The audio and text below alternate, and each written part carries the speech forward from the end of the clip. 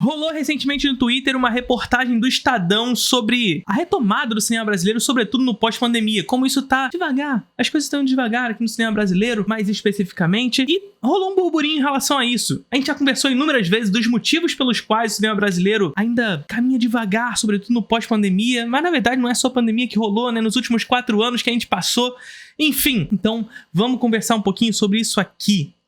É Gimo, Felipe? Não sei, porque ainda não li. Mas vamos lá. Você parou de ir ao cinema? Muita gente sim. Veja porque a retomada do setor é lenta e complexa. Salas de cinema ficaram 34% mais vazias em 2023 em relação a 2019, ano em que começa a pandemia. Antes da pandemia. Professor da USP analisa que tempestade perfeita atrapalhou a recuperação do setor no país. Conheça o cenário. Vamos conhecer o cenário. Mas já adianto para vocês que parceiros comerciais da Mercosul brasileiros estão mais adiantados do que o Brasil. Estão se recuperando de forma mais acelerada que o Brasil. Inclusive parceiros que têm um parque exibidor menor do que o nosso. Que tem um cinema mais relevante, menos relevante do que o nosso, melhor dizendo. Por que será que o nosso país está mais devagar? Vamos tentar compreender isso? Então vamos. Mas antes, vocês estavam com saudade de falar isso, né? Vocês estavam com saudade. Você já conhece o Introdução ao Cinema? O curso de cinema contínuo mais charmoso do Brasil. São 2 aulas novas todos os meses sobre os mais diversos assuntos relacionados ao cinema. Linguagem, teoria, história, crítica, política e filosofia relacionada à produção cinematográfica. Venha fazer parte da Introdução ao Cinema. Ao assinar, você tem 1 ano de acesso à plataforma com todas as aulas lá disponíveis, mais 2 aulas novas todos os meses. É muita aula. É muita aula. Então vem fazer parte. Link na descrição do vídeo. Vamos começar. Só 2 aulas, professor? Só? Você quer mais? Então toma mais. Vamos. Brasileiro não vai mais ao cinema como antes. Não vai mesmo. Tá? Mas vamos lá. Os filmes levaram 34% menos pessoas às salas de exibição em 2023 do que em 2019. E aqui essa porcentagem faz referência a todos os filmes, não a apenas filmes brasileiros, tá? O último ano antes da pandemia Covid-19, que fez a frequência a esses espaços culturais despencar. Mas levantaram as restrições, reabriram as portas e o público não voltou ao mesmo patamar, apesar de uma alta de 19,4% entre 2022 e 2023, com 113 milhões e 800 de ingressos vendidos, o que é ainda muito abaixo dos 173 milhões da época pré-Covid. É claro que assim, primeiro fator aqui, a gente está levando em consideração que essa época pré-Covid a gente ainda estava no... A Marvel, por exemplo, os grandes blockbusters Disney ainda estavam em grande crescente, por exemplo, nesse cenário. Além disso, algumas outras questões que a gente vai percorrer, tá? Os dados são da Agência Nacional de Cinema, Ancine. Veja gráfico abaixo. Aí não tem o gráfico porque a gente tá fazendo uma manobrinha aqui pra ver a parada, né? O que provoca esse retorno brando do segmento que nem mesmo um fenômeno como Barbenheimer foi capaz de reverter. A resposta não é simples e pode passar por 2 grandes mudanças globais e mais 2 dilemas brasileiros. Mais de 2 dilemas, tá? Mas vamos lá. Eu fui uma vez no ano passado, na última semana de dezembro. Eu fui poucas vezes no cinema, mas o motivo são os meus filhos, né?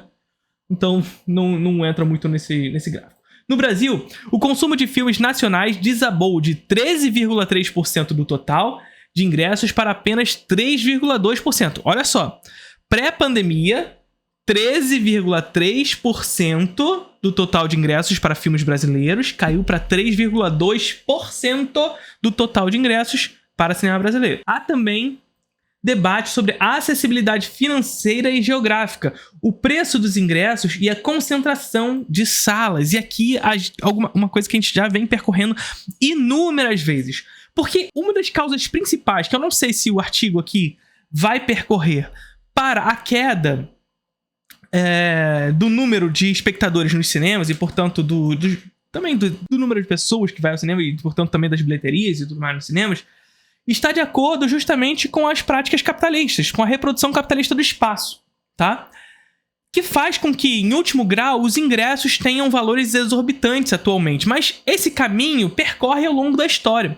Me fizeram uma pergunta, inclusive hoje, nas caixinhas de pergunta do Instagram, perguntando se os cinemas de rua voltariam à moda. E a questão não é sobre moda, porque o cinema de rua nunca esteve na moda. Ou o cinema de shopping nunca esteve na moda. É uma simples correlação da reprodução capitalista do espaço. Como isso funciona? Já discutimos isso inúmeras vezes aqui também. Mas vamos lá.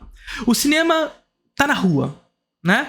E o cinema na rua demanda de que o espectador saia da sua casa, percorra uma distância específica para consumir determinado produto, aquilo que ele deseja. A diferença é que quando o cinema está na rua, esse espectador sai da sua casa e vai diretamente àquele lugar onde ele deseja consumir determinada questão. Ele sai da sua casa desejando algo em específico para consumir. Isso não significa dizer que a reprodução capitalista do espaço não se concentre, não se centralize em determinada atividade econômica. Então veja, por exemplo, que se a gente for lá para Buenos Aires, a gente tem uma avenida chamada Avenida Corrientes, e nessa avenida se concentra uma série de atividades econômicas destinadas à produção cultural. Então nessa mesma cidade, nessa mesma rua, avenida, a gente tem teatros, cinemas de rua e uma série de outras atividades econômicas do setor da cultura, numa mesma avenida. Então existe uma centralização da atividade econômica de cultura que faz com que esse espectador, esse consumidor, saia da sua casa e vá direto a esse lugar que centraliza as atividades econômicas em um determinado lugar, uma atividade econômica da cultura em determinado lugar. Ou seja, esse espectador sai de casa e vai consumir cultura nessa rua. Na década de 80, a gente começa a ver crescendo um outro tipo de oferta de cultura, que vai passar a se centralizar naquilo que a gente conhece como shopping center. E o shopping center, ele passa a centralizar as atividades globais no local. Isso significa dizer que não mais no shopping center irá se centralizar uma mesma atividade econômica, mas uma série de atividades econômicas que se centralizarão, atividades econômicas essas globais, que irão se centralizar em um único local. E a partir desse momento, não mais o espectador sai da sua casa, percorre uma distância para consumir única e exclusivamente cultura. Ele sai da sua casa, percorre uma distância para consumir consumo. Percorrendo... Vamos criar aqui o espectador... como é que a gente gosta de chamar mesmo? O espectador metafórico aqui. Esse espectador acorda, percorre seu dia, marca com a namorada lá, ó, vamos ver um filminho e tudo mais hoje? Vamos! Entra no site lá, na Cinemark, né? Entra no Cinemark, ó, 6h30 o filme. Tá bom, vamos lá. Esse espectador vai lá, busca sua namorada, vai pro shopping, percorre uma distância para ir até esse shopping, e quando entra nesse shopping, entra de encontro com uma série de estímulos de consumo que antes ele não tinha na rua. Certo? Uma série de estímulos de consumo, porque ele junto à sua namorada, ó, eu acho que, poxa, a gente veio no shopping, a gente comer alguma coisinha. Vamos comer um fast food. Poxa, mas essa roupinha aqui tá muito, muito bonita. Aí você compra a roupinha. Aí você vai, não, vamos... cinema merece um chocolatezinho. Aí você vai lá e compra um chocolatezinho. Ah, mas pô, pipoca, né? Cinema e pipoca combina. Vamos comer pipoca? Vamos. E aí vai lá e compra pipoca. E no último andar do shopping, não por acaso, está o cinema. Ou seja, o cinema passa a ser uma das atividades econômicas que esse sujeito vai consumir para ir ao cinema. O cinema... O ingresso do cinema tá caro? Tá. O ingresso do cinema tá caro. Não é só o ingresso do cinema que ficou caro, mas toda a atividade econômica que envolve ir ao cinema. Porque esse sujeito, mais uma vez, ele sai da sua casa, vai até o shopping, entra de encontro com uma série de atividades econômicas que ele deseja consumir, de estímulos de consumo que faz com que ele deseje consumir, se estimula esse desejo pelo consumo, para que no último andar do shopping ele finalmente vá fazer aquilo que ele estava querendo fazer naquele shopping. Então, o ingresso do cinema tá caro? Tá. O ingresso do cinema tá caro. Mas todas as atividades econômicas que envolvem ir ao cinema fazem com que uma ida ao cinema se torne cada vez mais cara. Porque não adianta. A gente não sai de casa para ir só no cinema mais. A gente precisa ir num fast food, a gente precisa fazer alguma coisa nesse espaço. Porque esse espaço nos estimula a desejos de consumo que antes não eram estabelecidos. Então veja, o caminho em direção ao shopping, das ruas em direção ao shopping, já é um primeiro ponto que faz com que o número de espectadores caia futuramente. Porque vocês vão falar, não, mas quando os cinemas foram aos shoppings, o número de pessoas que vão aos cinemas explodiram. Sim, calma, gafanhoto. Calma. A gente sabe disso. Mas é aquilo que a gente já percorreu inúmeras vezes aqui. O capitalismo ele vive de ciclos de crise.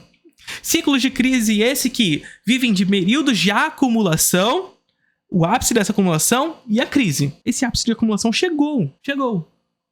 E os cinemas, ou o parque exibidor, vive um período de crise, que é percorrido por uma série de fatores que respondem a isso, onde um deles é o mesmo que solucionou a crise anterior. Já falamos sobre isso inúmeras vezes aqui também, gente. O capitalismo é criativo para romper com as suas próprias crises, mas a solução da crise anterior é a causa da crise posterior. O shopping chega para solucionar as barreiras de acumulação do cinema de rua.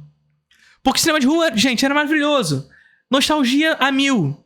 Mas ao capitalismo oferecia uma barreira de crescimento. Esse aqui é o teto. Precisamos fazer com que isso faça com que a gente acumula mais. Acúmulo infinito de riquezas. Quebra-se essas barreiras de acumulação, chega o shopping center, acumula infinitamente até que chega uma nova barreira. E essa nova barreira tem que ser quebrada.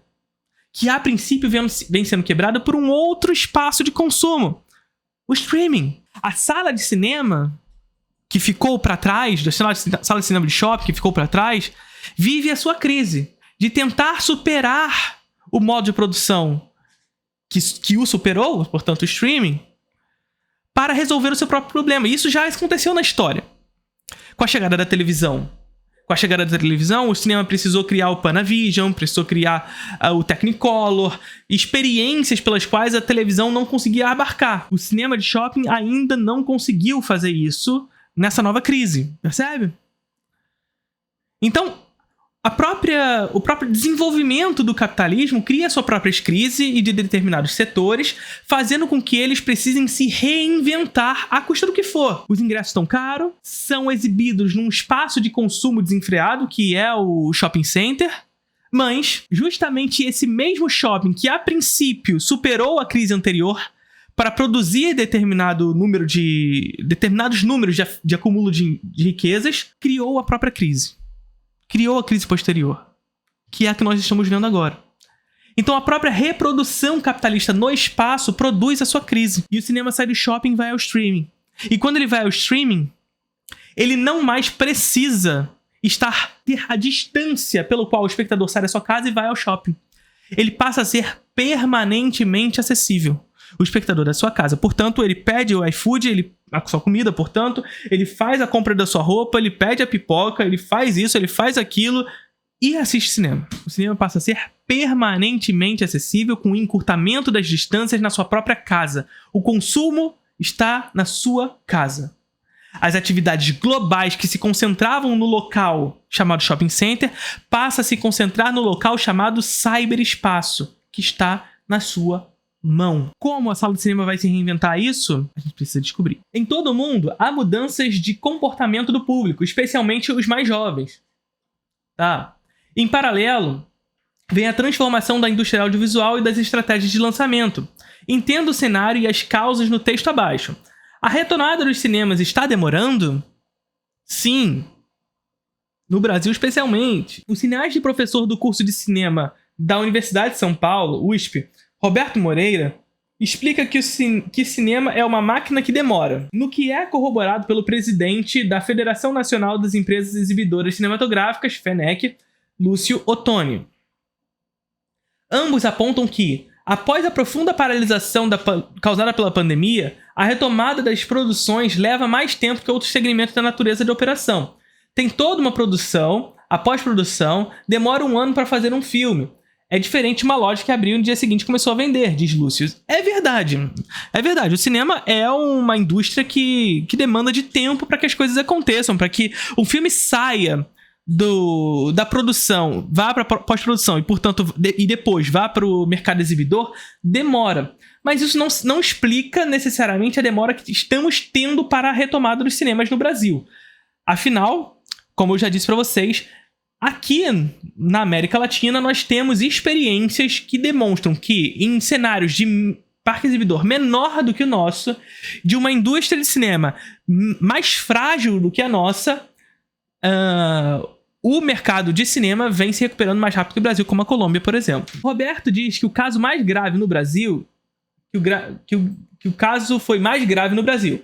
A gente teve uma tempestade perfeita, porque veio uma pandemia, veio o streaming, aquilo que a gente estava falando aqui, né? Então veja aquilo que eu falei para vocês. O capitalismo funciona na base de acúmulo infinitos de riquezas. Chega a determinada questão que oferece uma barreira para essas acumulações. Para romper com essas barreiras, o capitalismo é criativo para continuar acumulando infinitamente. E essa criatividade é à custa do que for. Seja à custa de guerra, de sangue, etc e tal. Não estou falando que é o caso aqui especificamente, mas a história nos demonstra isso. E o streaming foi um desses casos. Acúmulo infinito de riquezas, surge uma barreira para essas acumulações que se dá, sobretudo, por conta da pandemia, que impede com que as pessoas percorram a distância em direção ao shopping, pelo qual a gente falou agora, e oferece a permanente acessibilidade à cultura e, portanto, ao cinema dentro da sua própria casa. Então, o streaming foi um mecanismo de superação de uma crise que se estabeleceu no cinema. Agora, a pandemia foi embora. A sala de cinema continua lá enquanto espaço físico. Como retomar as suas atividades?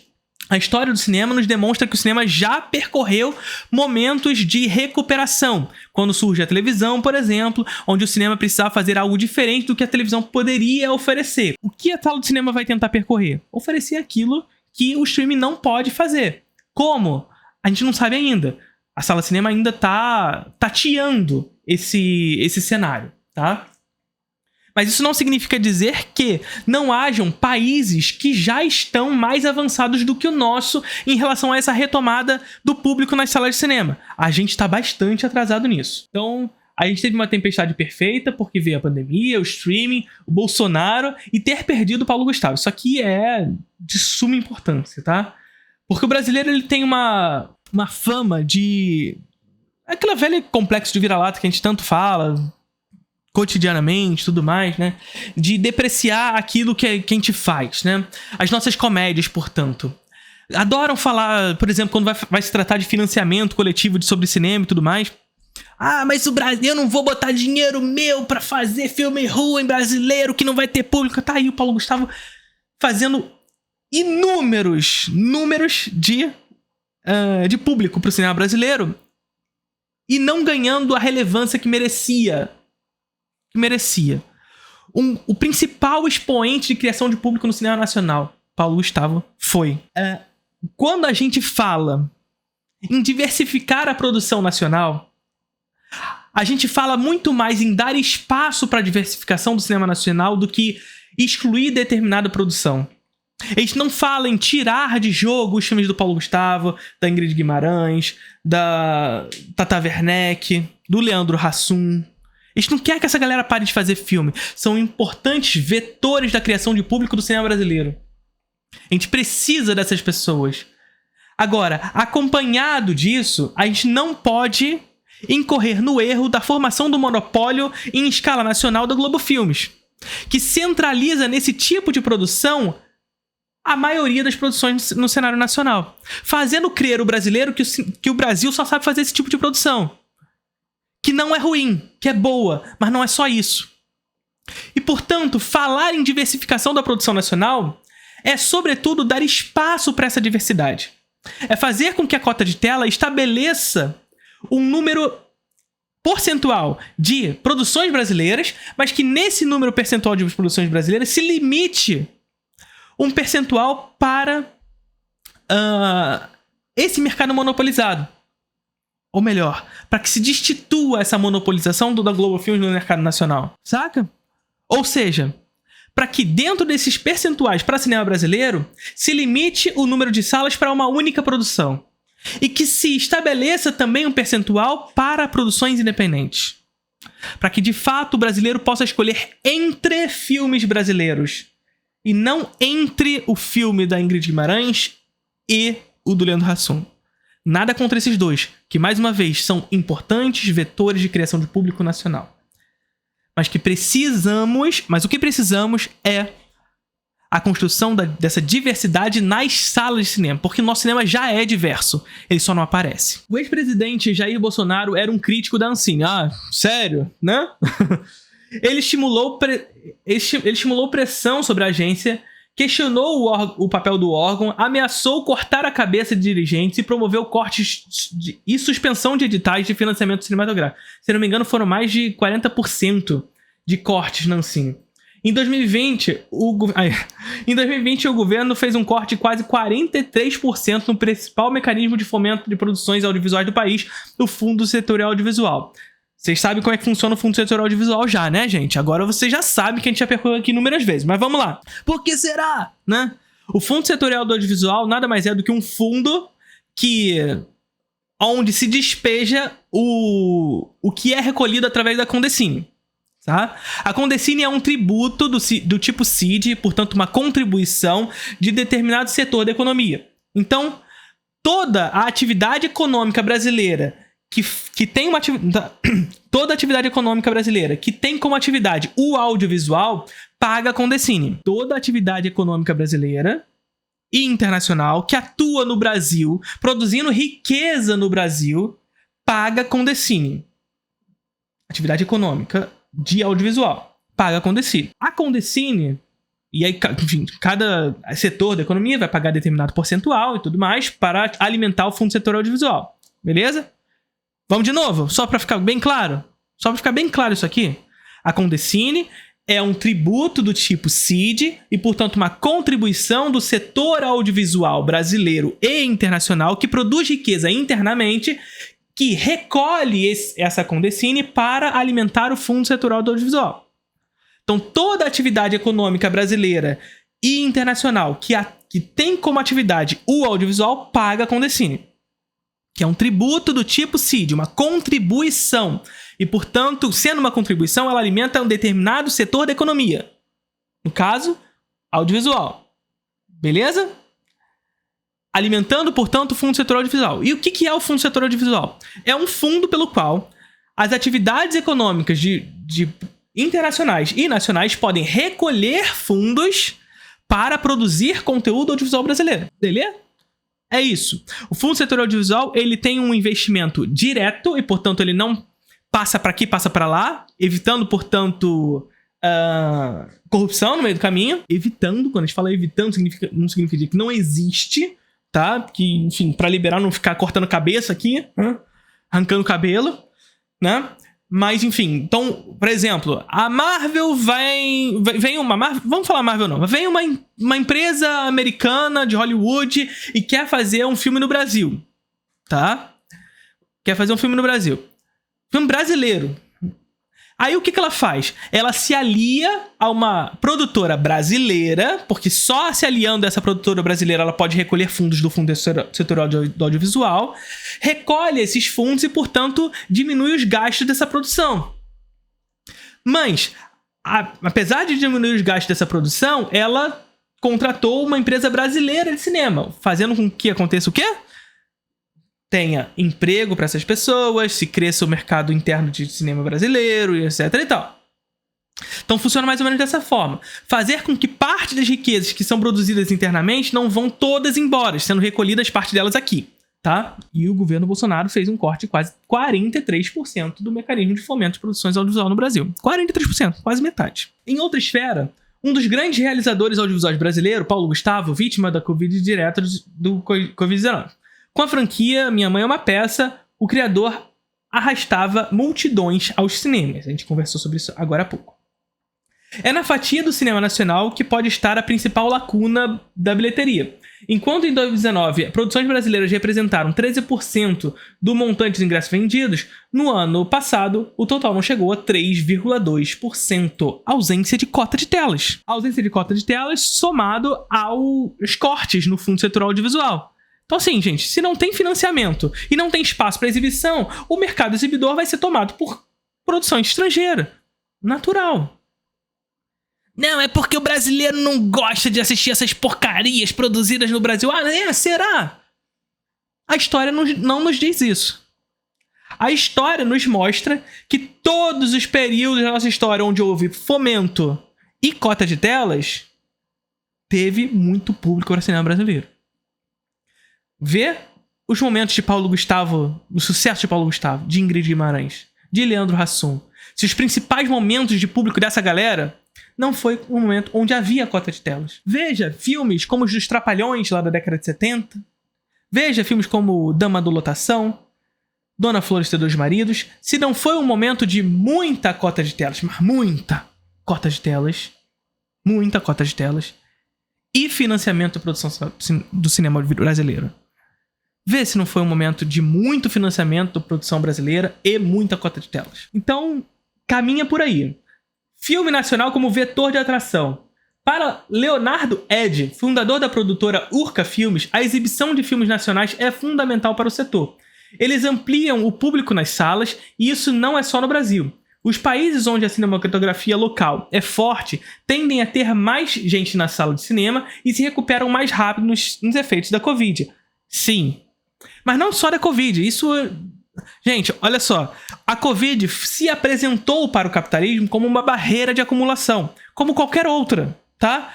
É claro que com efeitos diferentes de outras, mas foi uma barreira de acumulação.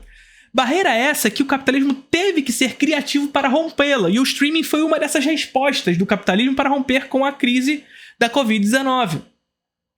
Acabando a crise da Covid-19, portanto, não estando mais na pandemia, o mercado exibidor das salas de cinema precisam se recuperar. Mas o streaming está em crescente. Agora, como nos disse aqui o nosso Leonardo Ed, um parque...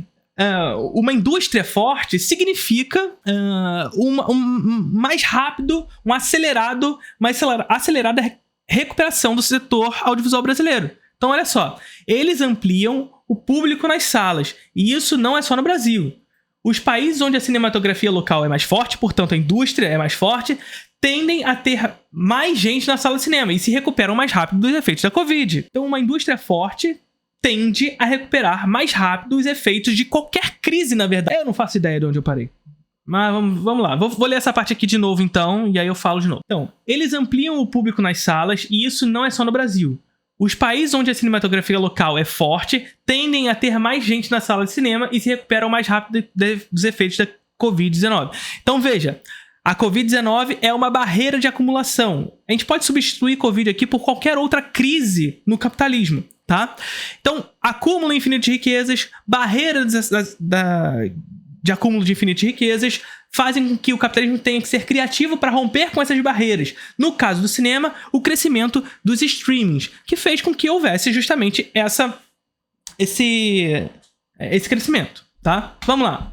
Eu não sei onde eu parei, a gente vai continuar daqui mesmo, tá? A título de comparação, no último ano, as bilheterias dos Estados Unidos arrecadaram pouco mais de 9 bilhões, maior número desde a pandemia e quase 30% mais que em 2022. Valor, porém, ainda 20% abaixo dos 11 bilhões alcançados em 2019. Os dados são da Comscore. Na França, a correlação é semelhante. Conforme a Comscore France, ainda 13,1% abaixo de 2019. O total de bilheteria chegou a 1,3 bilhões de euros em 2023. O valor representa um aumento de 18,9% em relação ao ano anterior. Veja, aqui a gente está falando de 13%, no Brasil 34%, se eu não me engano, né? O presidente da FENEC espera uma recuperação da audiência brasileira. O filme estrangeiro vai ter mais ou menos a mesma performance, mas a gente tem uma esperança de grandes nos filmes nacionais. Tá, não tem que ter esperança, né? Combinamos aqui? Vamos combinar aqui? Que a gente não tem que ter esperança. A gente tem que ter prática. De esperança, sabe? De esperança a gente já tá cheio. De esperança a gente já tá cheio. A gente precisa de prática, a gente precisa de regulamentação do streaming, a gente precisa de cota de telas, a gente precisa de uma cota de telas que de fato estimule a produção independente brasileira para que haja diversificação nas salas de cinema para produto nacional. A gente precisa de cota de telas para que se crie diversificação de filme estrangeiro também, para que a Marvel não ocupe todas as salas de cinema em um único filme. A Marvel, DC. Recentemente, a gente já conversou sobre isso também. Recentemente, Godzilla Minus One estreou no Brasil com uma demanda forte, crescente, mas estreou Aquaman 2 e aí o lobby da Warner aqui no Brasil chegou e falou assim, opa, tô estreando aqui com Aquaman 2, vamos tirar das salas de cinema esse monstrão aí, que eu sei que as pessoas estão assistindo, mas eu quero as salas. Ou seja, dentro do mercado exibidor, existe um lobby do mercado monopolista internacional, que determina, portanto, qual é o número de salas que o meu filme quer, criando, portanto, demanda a partir da oferta, tirando das salas de cinema aquilo que já vinha conquistando demanda. Então, ó, sai geral e eu vou entrar. O meu filme vai entrar. Tá tendo demanda por esse filme, tá aí? Dane-se. Mas eu vou entrar. Isso aconteceu com Godzilla, um filme japonês. E, portanto, quando eu falo de cota de telas, eu tô falando também de diversificação de filme estrangeiro. Porque eu quero assistir na sala de cinema o Godzilla. Eu quero assistir na sala de cinema o A Fire do Pet Soldier. Eu não quero só assistir o Aquaman 2. E eu não tô falando pra tirar Aquaman 2 da sala de cinema, não. Não tô falando pra tirar os filmes da Marvel da sala de cinema também. Eu tô falando que a gente precisa criar um mecanismo, portanto, onde se limite o número de salas de cinema para um único filme. Para que possa ter espaço para diversificação de filmes estrangeiros. Somado a isso, um percentual que não pode ser minoritário, tem que ser majoritário ou minimamente equalitário para filmes brasileiros. 50% das salas para filme brasileiro. Onde desses 50% se estabeleça também um percentual máximo para um único filme. Um percentual máximo para um único filme. Onde esse único filme pode ocupar determinado número de salas. As demais se cria diversidade. E dentre elas, percentual para filmes independentes do cenário nacional. Sacou? Então, quando a gente fala de diversificação, a gente não está falando só de diversificação do cinema nacional, mas diversificação de escolha do cinema brasileiro como no mercado exibidor brasileiro como um todo. Para que o público brasileiro possa escolher o que ele quer assistir. E isso é uma das causas dos aumentos da fuga do espectador das salas de cinema. Porque não tem diversidade. Não tem diversificação de produção. Então veja, a gente já falou de duas causas principais aqui. O público brasileiro hoje, primeiro, tem que percorrer distâncias para chegar até a sala de cinema. Distância essa que foi rompida com a criatividade capitalista de oferecer de maneira permanentemente acessível o cinema na sua casa. Através do streaming. Fazendo com que a sala de cinema entre numa crise em razão, primeiro, da distância. Segundo, preço do ingresso. Esse espectador sai da sua casa, ele entra em contato com uma série de estímulos de consumo no shopping, porque o cinema saiu da rua. O cinema saiu da rua e foi ao shopping. Local onde se concentram as atividades globais no local. E estimula esse espectador a uma série de estímulos de consumo, fazendo com que ele não vá ao cinema só para consumir cinema. Ele consome uma porrada de coisas antes de ir ao cinema. E quando chega no cinema, o ingresso tá caro. Então vamos lá, distância e ingresso. Distância e ingresso. E quando ele chega para comprar o ingresso, ele vê a opção de assistir ou o filme da Marvel ou o filme da DC. Ou o filme da Marvel ou o filme de dinossauro. Porque se cria um lobby monopolista nas salas de cinema, onde não há mecanismos para garantir a diversidade no cenário nacional. Por isso que nós estamos atrasados em relação aos nossos vizinhos. Os nossos vizinhos, a França, não é nosso vizinho, claro, mas a França aqui foi citada, tem muita cota de telas. Tem financiamento para produção nacional. Então ele consegue crescer no pós-crise de maneira mais acelerada que o Brasil, que não tem regulamentação de streaming, não tem cota de telas, sabe? Então a gente fica para trás. A nossa recuperação do setor pós-pandemia é mais devagar. É mais lenta, sabe? Enfim.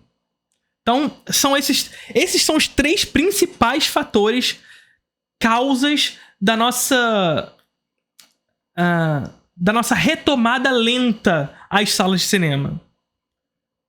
Distância da sala de cinema para o espectador, porque quando o cinema se concentra no shopping, ele se distancia também do seu espectador, né? Porque o cinema de rua, muitos dos casos, haviam perto da casa das pessoas.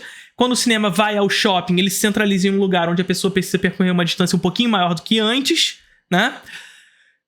E, somado a isso, o streaming oferece justamente essa permanente acessibilidade do cinema. Segundo, ingressos caros e estímulos de consumo constantes nas salas no shopping center. Terceiro, falta de diversidade nas salas de cinema.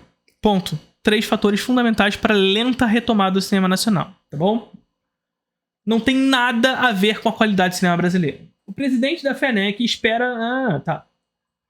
Como sinais da mudança de paradigma, ele menciona os lançamentos brasileiros do fim... Opa, recebemos raid aqui. Raid do Humberto, sejam todos bem-vindos. Sejam todos bem-vindos. Como sinais da mudança de paradigma, ele menciona os lançamentos brasileiros do fim de 2023 e do início desse ano, que tiveram bons resultados na bilheteria. Olha, bons resultados sem os mecanismos. A gente conseguiu essa façanha.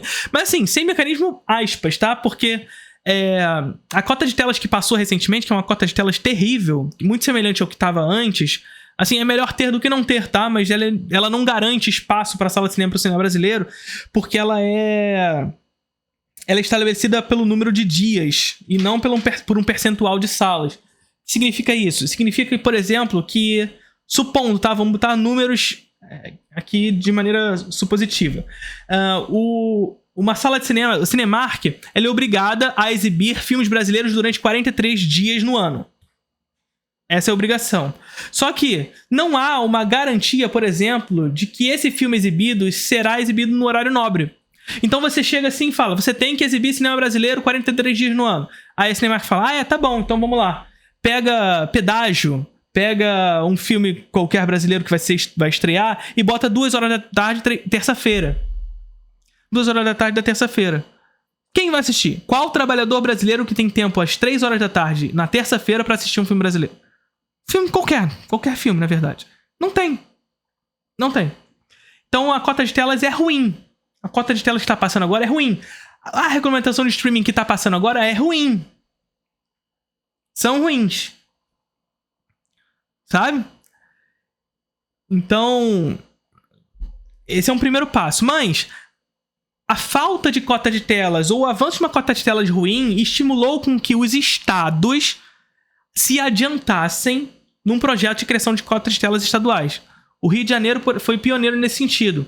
E aqui no Brasil, no Rio de Janeiro, por exemplo, eu contei pra vocês que eu tive um dia que eu fui até a sala de cinema, eu não tava indo ao cinema, mas eu fui ao shopping por algum motivo, não lembro qual agora, e eu vi que nas salas de cinema estavam sendo exibidos 3 filmes brasileiros no mesmo dia, gente. 3 filmes brasileiros. Tava passando Mussum, Nosso Sonho e Pedágio. Mussum, Nosso Sonho e Pedágio. Ou seja, nós estamos falando de 2 filmes blockbusters nacional, aspas aqui, e um filme independente. Olha só. Tá ligado?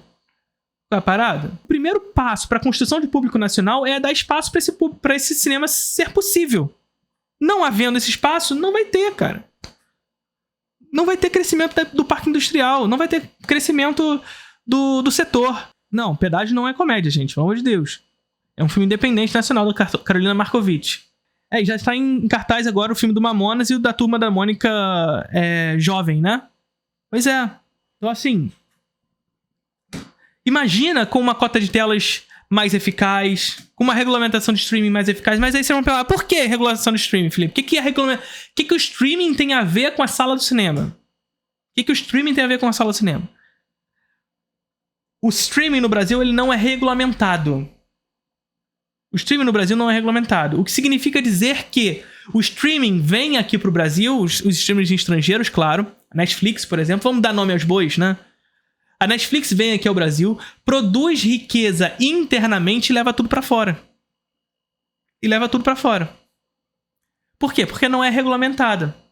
E não sendo regulamentada, ela não paga a Condecine. Lembra que a gente falou da Condecine?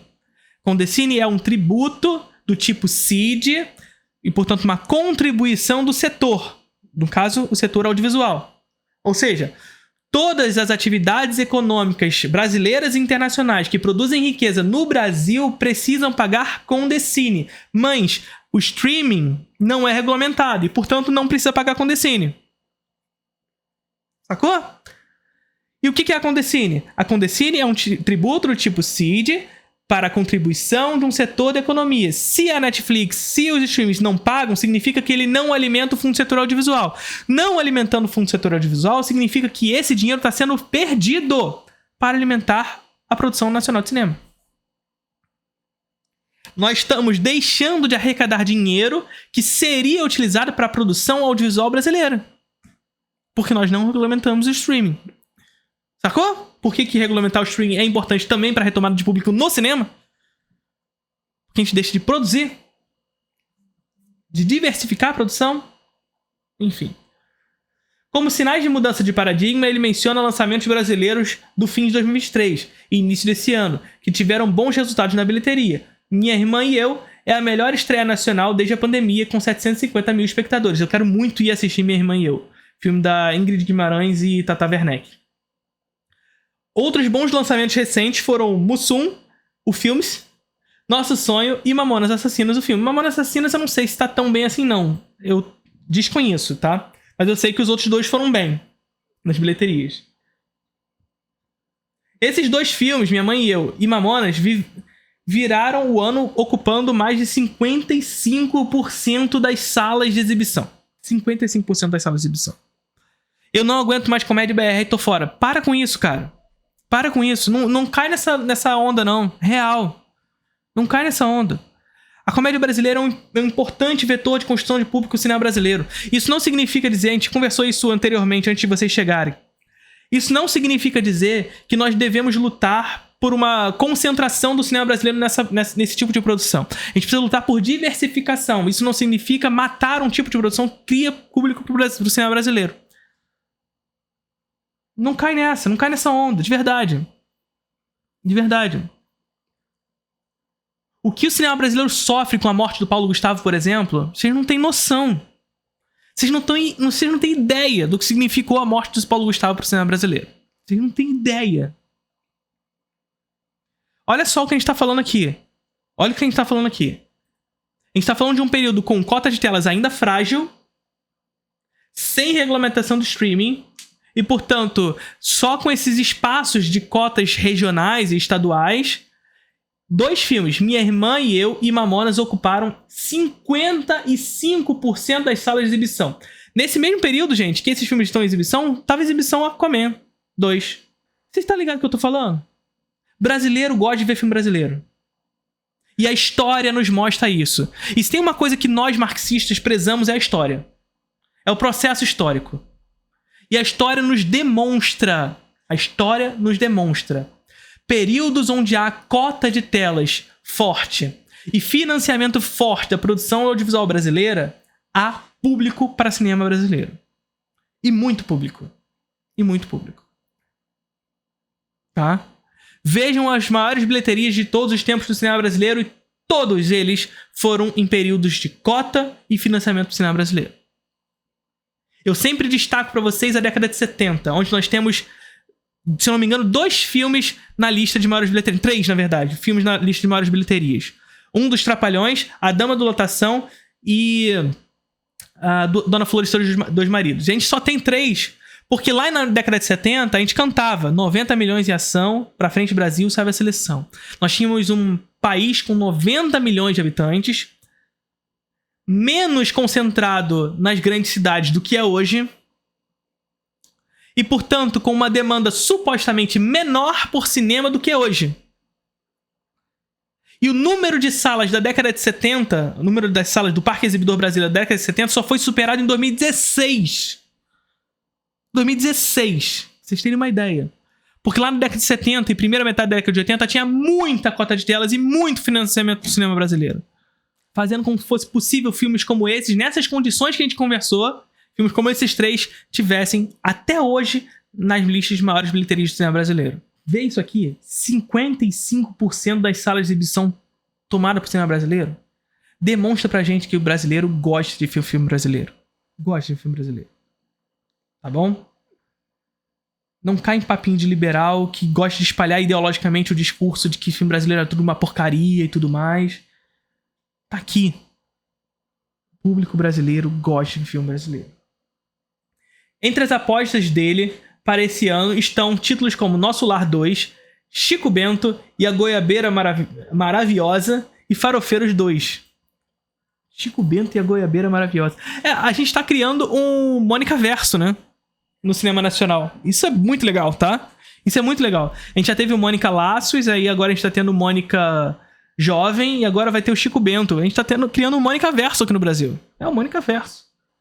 Um maior consumo nacional poderia amenizar a perda de 34% do público brasileiro em 2023 em relação a 2019. Aqui tivemos uma queda pior do que da França e dos Estados Unidos. Por exemplo, 18,9% e 20%. Claro, já falamos, França e Estados Unidos são dois países com uma indústria forte de cinema, com muito fomento ao cinema, com muita cota de telas no caso francês, o que a gente não tem. O que a gente não tem. Tivemos Mônica Lições também, né? São 3 que temos até agora.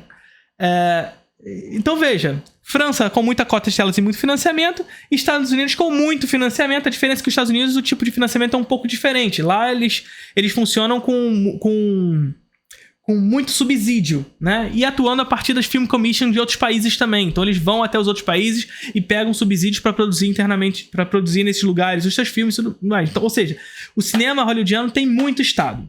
Tem muito Estado. Sem contar com o dinheiro militar, né?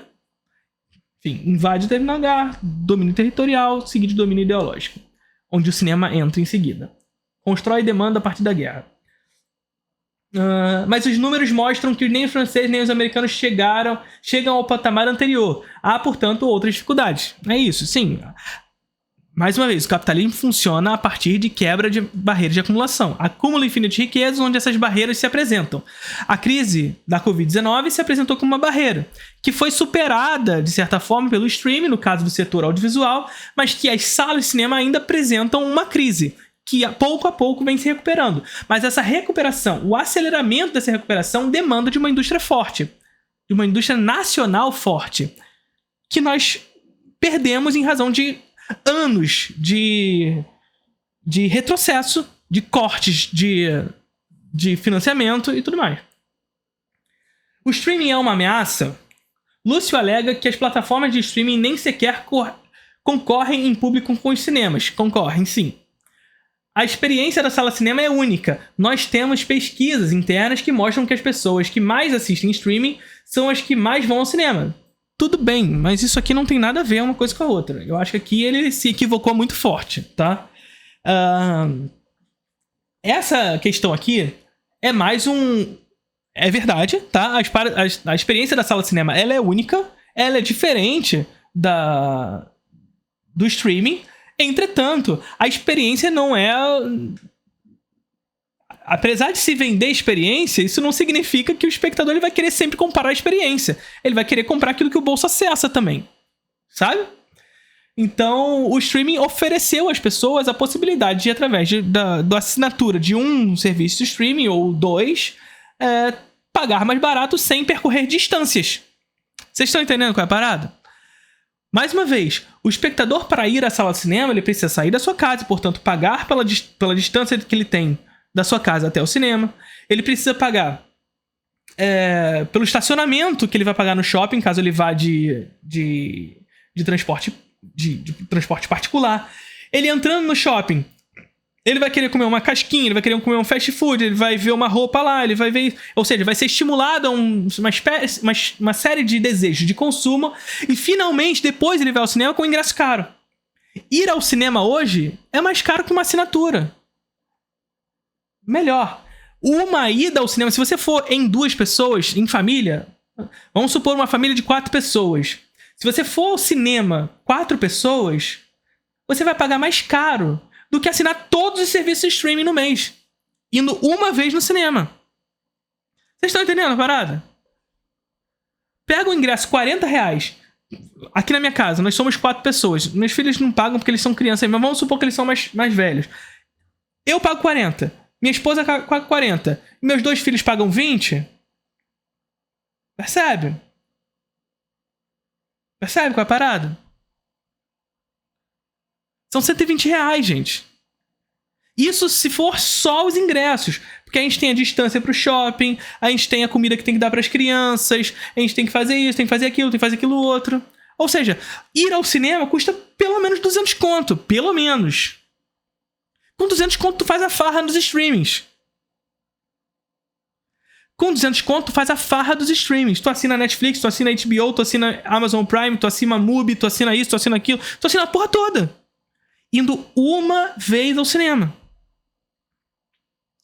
Então o que faz as pessoas não irem ao cinema? Mais uma vez, 3 fatores fundamentais. Distância, valor dos ingressos / valor da experiência do cinema, que se completa também na necessidade de ir ao shopping, portanto, estar estimulado a uma série de estímulos de consumo, e falta de diversidade nas salas de cinema. Que tu vai pra sala de cinema ou tu tem que assistir o filme da Marvel ou da DC. Sabe? Então, por mais que o Lúcio esteja nos falando aqui que a experiência da sala de cinema é única e, portanto, os públicos de streaming e de cinema não concorrem entre si, isso aqui, na verdade, é uma tentativa de falar para o público que é assim que funciona, mas não é uma verdade. Não é uma verdade. Eles concorrem entre si, sim. Porque o streaming oferece uma experiência mais barata. Por mais que a gente fale cotidianamente que a Netflix está muito cara, que tá isso, que o serviço que a Netflix oferece não condiz com o que existe no catálogo e tudo mais, ainda assim, ir uma família ir uma vez ao cinema é mais caro que assinar todos os serviços de streaming pro mês inteiro. E você assiste filmes quantas vezes você quiser. Então, assim, são concorrentes sim. Apesar da experiência ser diferente, o bolso não é diferente. E não é só a experiência que faz as pessoas consumirem determinada coisa. É também o poder econômico. Sabe? Então são concorrentes sim, o streaming é concorrente do cinema.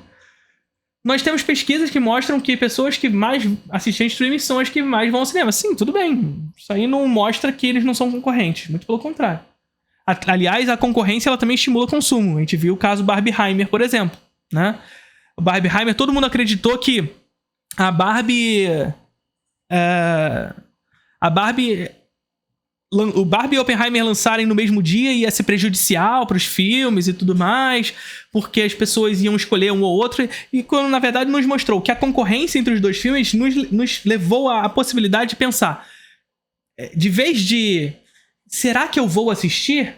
Qual eu vou assistir? Quando não, eu vou assistir esse aqui, mas eu vou assistir ao outro também para falar mal do outro, para assumir o meu clubinho, para assumir a minha identidade. Ser pertencente em grupo. Eu sou Barbie ou sou Oppenheimer? Sabe? Professor, posso mandar Pix em vez de sub? Para mim é mais prático. Claro, por favor. Tem o... Pode mandar o Pix tanto no e-mail quanto no bagulhinho aqui do QR Code, tá? Obrigado, querido. Mas deixem sub aí também, gente. Deixem sub. Quando a gente bater 30/10 aqui, a gente toca Internacional Socialista aqui, hein? A gente tá tocando Internacional Socialista. Vamos. Ele defende o cinema como espaço coletivo, de interatividade e compartilhamento de emoções. Sim, verdade. É uma experiência diferente. Para ele, o streaming hoje seria o equivalente ao que foram um dia o DVD e o VHS. Meios complementares ao audiovisual. Sim, foram, mas é só a gente ver, por exemplo, quando surgiu a televisão. Lá na década de 50, quando surgiu a televisão, foi um período do que a gente chama de uma morte do cinema. O cinema, houve muitas mortes do cinema, e quando a gente fala morte do cinema, não significa que o cinema deixou de existir, tá? Significa que o cinema para de praticar as práticas anteriores para praticar novas práticas. Prática várias vezes aqui falando, né? Mas a chegada da televisão fez com que a sala de cinema, portanto, o mercado exibidor mundial, precisasse se adaptar a um novo mercado consumidor que demandava por outras questões, porque a sua sala, dentro de casa, já oferecia tudo que o cinema fazia. Então eu podia exibir os filmes que eram exibidos na sala de cinema na televisão. O que o cinema poderia fazer a partir de agora? Chegou a cor, por exemplo, o Technicolor. Sabe? As televisões ainda não tinham cor. Então chegou o Technicolor. Chegou também o Panavision, que é aquela tela esticadona, sabe? Então, as televisões não ofereciam isso mais. Então, o que o cinema precisa fazer hoje é romper com a sua própria crise. É quebrar as barreiras de acumulação. Como isso vai ser feito? Não sabemos. Vamos ver daqui pra frente. Mas que o streaming é uma concorrência para a sala de cinema? É. Por mais que o cinema ofereça uma outra experiência. Mas isso ocorre em qualquer um. O Bob's oferece uma experiência diferente do McDonald's e assim por diante, sabe qual é? Então, experiência é experiência.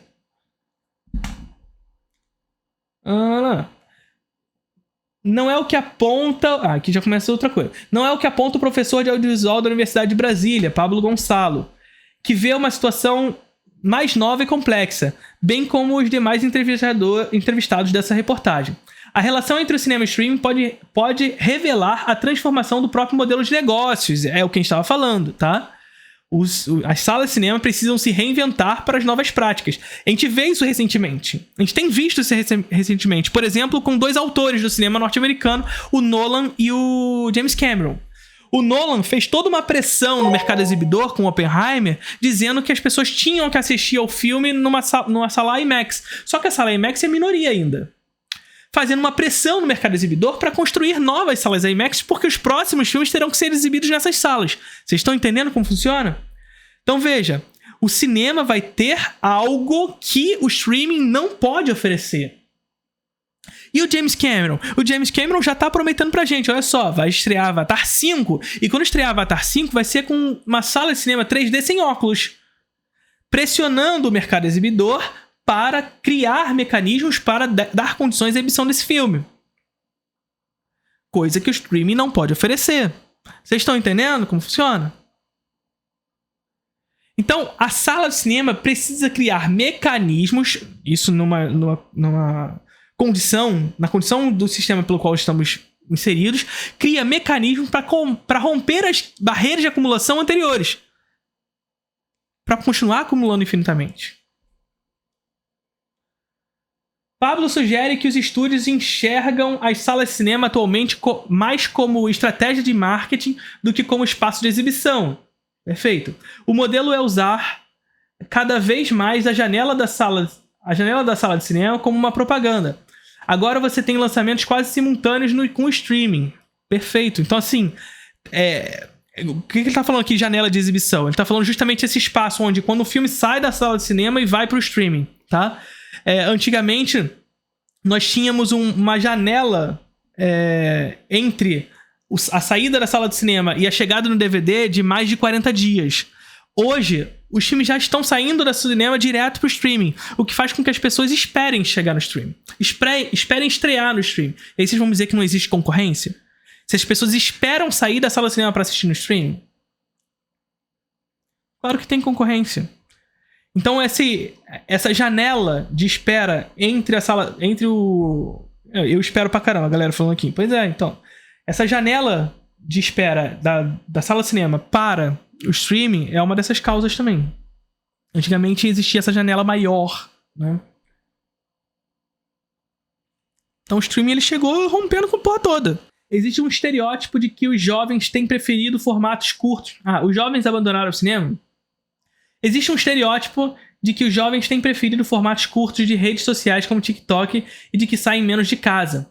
Isso poderia levar a uma percepção de que eles abandonaram o cinema por consequência, mas o contexto pode não ser tão simplista assim, claro. Por exemplo, uma pesquisa de 2022 do Pew Research Center mostrou que o YouTube é a rede preferencial de 95% dos adolescentes americanos, enquanto 67% disseram usar o TikTok. Tá, mas isso não explica absolutamente nada. Você bota no YouTube um vídeo de 15, 20 minutos e bota em 2 vezes e assiste em 10 minutos. Isso não explica absolutamente nada. E a plataforma de vídeos do Google oferece vídeos sensivelmente mais longos que a chinesa. Tá, não significa nada isso aqui. Absolutamente nada. Uma mudança no comportamento para incluir... assim, principalmente para definir público para cinema. Esses números aqui em relação a TikTok e YouTube não significam absolutamente nada para definir o público de cinema. Uma mudança no comportamento para incluir o streaming na rotina é uma realidade, como aponta a pesquisa de 2012 da plataforma Roku, executada pelo Instituto FSB de pesquisa. Segundo os dados, 72% dos 2.000 entrevistados já desistiram de sair com amigos para ficar no streaming. Sim. Na comparação com outras atividades, 74% disseram preferir o streaming a ler um livro e 61% acham melhor o programa online a ir a uma festa ou show. Tá. Uma parcela menor de 25% prefere deixar de fazer sexo para ver séries ou filmes em casa. Tá. Tá bom. Cara, que isso? Que números são esses? Conforme a pesquisa da geração Y, entre 23 e 38 anos, das classes A e B, são as que mais gostam de consumir streaming. Já 62% dos jovens da geração Z, no recorte nascidos de 2000 e 2004, preferem o período de assistir streaming como um momento pra mim. Sabe o que esses números não mostram? Quantos desses jovens aqui assistem streaming assistindo TikTok? Você faz isso que eu sei. Você que tá aí do outro lado faz isso que eu sei. Você fica vendo TikTok enquanto tá rolando produto na televisão. Eu sei que você faz. Esses números não mostram isso. Eu sei que você... Não adianta falar não adianta. Eu sei que você faz. Não tô falando só do TikTok. Aí você fala, não, porque eu não tenho TikTok. Eu não tenho TikTok no meu celular. Você fica vendo Instagram. Você fica vendo live do Felipe Leão. Fica vendo vídeos do Felipe Leão em 2 vezes no YouTube. Eu sei que vocês fazem. Eu sei que você tá aí nesse momento agora, trabalhando e me ouvindo ao mesmo tempo. Você acha que isso não acontece com o streaming também? Então, desses 62% da geração Z e sei lá quantos da geração Y, eu te garanto que desses 62% aí, uma boa porcentagem faz outras coisas ao mesmo tempo que vê o filme. Eu tenho certeza. E não é como se você não devesse me assistir não, tá? Me assista no trabalho. Tire o dinheiro do seu patrão. O presidente da FENEC diz que justamente os jovens são os que mais assistem filmes no cinema. É lógico, sim. A federação fez uma ampla pesquisa no passado e mostrou que a geração de 19 a 34 anos é a que mais consome cinema. Tá, sim. Mas aqui tá faltando dados. Por exemplo, se a gente for considerar aqueles dados que ele mostrou no início, que 34% do público brasileiro... Que o número de espectadores brasileiros caiu 34% em relação ao anterior. Desses 34% que caiu, a maioria tá onde? Não é entre os jovens? Esses dados faltam aqui. Caraca, quanta porra. Tá acabando. E o cinema é acessível para todo mundo? De acordo com a Ancine, o preço médio do ingresso no Brasil é de R$19,62. Aonde tá esse ingresso? Isso aqui é um ingresso cheio, tá? Aonde tá esse ingresso? Porque assim... a gente pode até considerar que esse aqui seja o preço médio. Mas nas grandes cidades, o preço médio eu garanto que é 40 conto. É 40 conto. Tá? Preço médio, 40 conto. Aí, claro, a gente tem a meia entrada e tudo mais. Enfim, beleza. Mas isso aqui a gente não acha em lugar nenhum. Não, é preço médio. Preço médio considera que existe ingresso mais barato que isso. Assim... Aonde está essa sala, não sei, tá? Mas não é isso que define a acessibilidade do espaço. Nas grandes cidades, a maioria dos cinemas fica em shoppings. A gente estava conversando agora. Nas áreas habitualmente mais caras. Não só mais caras, mas que o passeio, toda a atividade se concentra num lugar de desejo de consumo. E o passeio geralmente envolve mais... do que somente o ingresso. Porra, tá aí, a gente tá falando sobre tudo isso. Você pauta o preço pela meia entrada, acrescenta Roberto. Com certeza deveria ser mais barato, mas sim, vai caminhar para uma elitização do espetáculo cinematográfico, aponta ele. Lembrando que para convencer o público a ir às salas, elas precisam oferecer alto conforto e tecnologia. E o custo geral do passeio sobe... se incluída pipoca, alimentação e transporte. Não só isso, mas o próprio shopping center, né? Então, um fator preponderante seria desconcentrar a atividade. Fora isso, existe ainda a concentração das salas de exibição. Caralho, parece que... olha o Dom de Apolo aí.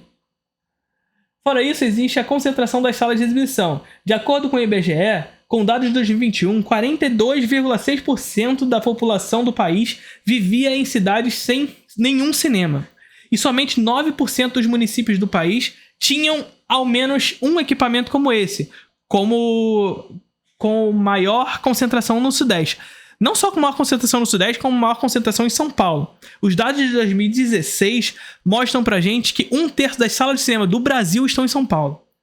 Os mesmos dados que mostraram pra gente que em 2016 a gente passou o número de salas da década de 70, só em 2016 o Brasil atingiu o número de salas da década de 70. Nesses mesmos dados, 1/3 das salas de cinema do Brasil inteiro são em São Paulo. O Brasil tem um parque exibidor pouco maior que 3.500 salas. É um parque exibidor curtíssimo, onde 1/3 está em São Paulo. Mais de 1.000 salas em São Paulo. O segundo maior parque é no Rio de Janeiro, com 300 e poucas salas. Olha a diferença do segundo pro primeiro. Mais de 1.300. Nesse relatório de 2016, o Acre tinha 2 salas. O Acre inteiro, 2 salas, em 2016. Pernambuco, que é um dos polos do cinema nacional atual, 90 salas. O parque exibidor brasileiro é curtíssimo. Curtíssimo. E somente 9% dos municípios do país tinham... No norte, era onde mais havia cidades em que os moradores levariam mais de 1 hora para chegar ao cinema. 80,4% dos municípios têm essa limitação. Gente, 80,4% dos municípios no norte do país fazem com que o espectador comum de cinema precise de mais de 1 hora de deslocamento para as salas. Vai me dizer que o streaming não é um concorrente. O streaming oferece um consumo permanentemente acessível. Essa é a diferença. O cinema da rua vai ao shopping, o do shopping vai ao cyberespaço. O cyberespaço está na sua casa. É reprodução capitalista do espaço. Tem aula sobre isso na introdução ao cinema, tá? Para resolver o problema, Pablo defende investimento no desenvolvimento de políticas públicas de acesso aos cinemas e preços populares. Preços populares e capilarização do cinema. Ou seja, que os mecanismos de fomento à cultura no cinema no Brasil forneçam possibilidades para o crescimento do parque exibidor brasileiro para cidades pequenas e médias. Precisa ter mais salas comerciais, mais salas públicas. Salas públicas, isso aqui é imprescindível. Sobretudo salas públicas de exibição de cinema brasileiro, tá? E financiamento público na formação de público através da experiência cinematográfica. Eu acho que a universidade pode ter esse papel. Sim, toda universidade devia ter uma sala de cinema com filmes em exibição. Não é só para passar um filme de vez em quando, não. Hoje em dia, tem poucos cinemas universitários que são locais de oxigenar, explica o professor. Lúcio afirma que, ainda que de forma embrionária, a FENEC tem aberto discussões com o Ministério da Cultura e Ancine para viabilizar maior democratização do cinema no Brasil. É fazer com que o acesso seja a um preço reduzido, subsidiado, talvez por empresas terceiras ou outros mecanismos de lei de fomento. Existe esse desejo de democratizar. Isso foi explicitado para a gente pelo governo federal. Agora, uma coisa que é importante aqui. Quando ele fala aqui que é fazer com que o acesso seja a um preço reduzido e, portanto, diminuir o preço do ingresso. É um dos fatores para fazer com que haja um aceleramento do público nas salas de cinema. Um retorno do público à sala de cinema. Subsídio.